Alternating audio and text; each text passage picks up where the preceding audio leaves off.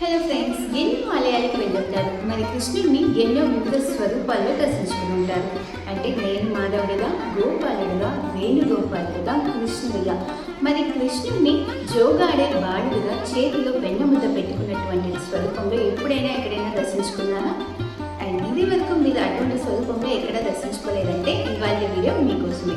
మరి ఆల్రెడీ మీరు దర్శించుకున్న వారైతే ఎక్కడో ఏ ఆలయంలో అటువంటి దర్శనం లభిస్తుందో తప్పకుండా కామెంట్ సెక్షన్లో తెలియచేయండి.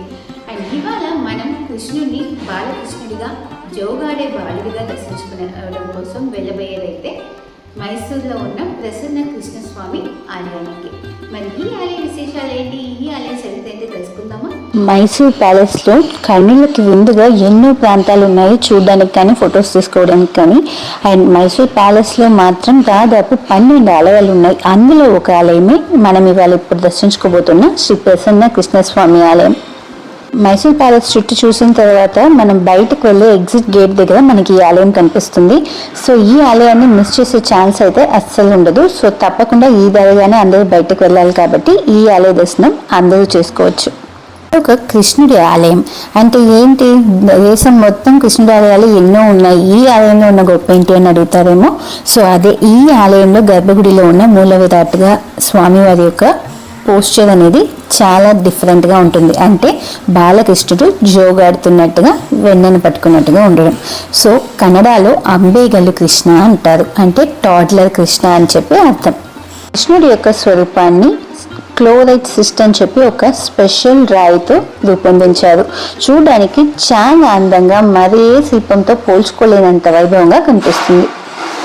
అప్పట్లో మైసూర్ని పరిపాలిస్తున్న 3వ కృష్ణరాజ ఉడయార్ మల్లూరు అనే ప్రాంతంలో ఉండే జోగాడే కృష్ణుడి స్వరూపాన్ని, ఆ ఆలయాన్ని చూసి చాలా ఇష్టపడి అక్కడ ఉండే స్వరూపాన్ని ఇక్కడ ఈ ఆలయంలో నిర్మించాలని చెప్పి ట్రై చేశాడంట. తన మనుషులు ఎంతో మంది వెళ్ళి ఎన్నో రకాలుగా ట్రై చేసినప్పటికీ ఆ ప్రాంతం వాసులు ఆ స్వరూపాన్ని ఇక్కడికి ఇవ్వడానికి యాక్సెప్ట్ చేయలేదంట. సో ఇక్కడ కొత్తగా అటువంటి స్వరూపాన్ని నిర్మించారంట కృష్ణరాజ ఉడయార్. తను 1825వ సంవత్సరం ఆలయ నిర్మాణం స్టార్ట్ చేసి 4 సంవత్సరాల తర్వాత పూర్తి చేసినట్టుగా హిస్టారికల్ రెఫరెన్సెస్ ఉన్నాయి.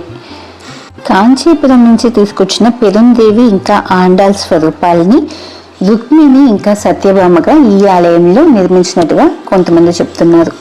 సో సత్యభామ నిలబడినట్టుగా కనిపిస్తుంది, అదే ఆండాల్ అమ్మవారి స్వరూపము కూడా. ఇంకా రుక్మిణి కూర్చున్నట్టుగా కనిపిస్తుంది, అదే మహాలక్ష్మి స్వరూపం అంటారు.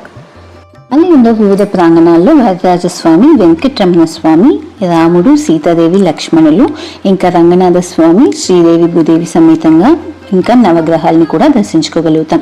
విష్ణు పాదాలను కూడా ఈ ఆలయంలో మనం దర్శించుకోగలుగుతాం. కృష్ణ జన్మాష్టమి ఆలయంలో చాలా వైభవంగా జరిపిస్తారు. ఇదివరకు మీరు మైసూర్ ప్యాలెస్కి విజిట్ చేయలేదు అంటే తప్పకుండా డిస్క్రిప్షన్లో ఉన్న లింక్ చెక్ చేయండి. అంతేకాకుండా మా ఛానల్కి మీరు ఇదివరకు సబ్స్క్రైబ్ చేసుకోలేదంటే తక్షణమే సబ్స్క్రైబ్ చేసుకోండి. అండ్ వీడియో నచ్చినట్లయితే తప్పకుండా లైక్ అండ్ షేర్ చేసుకోండి.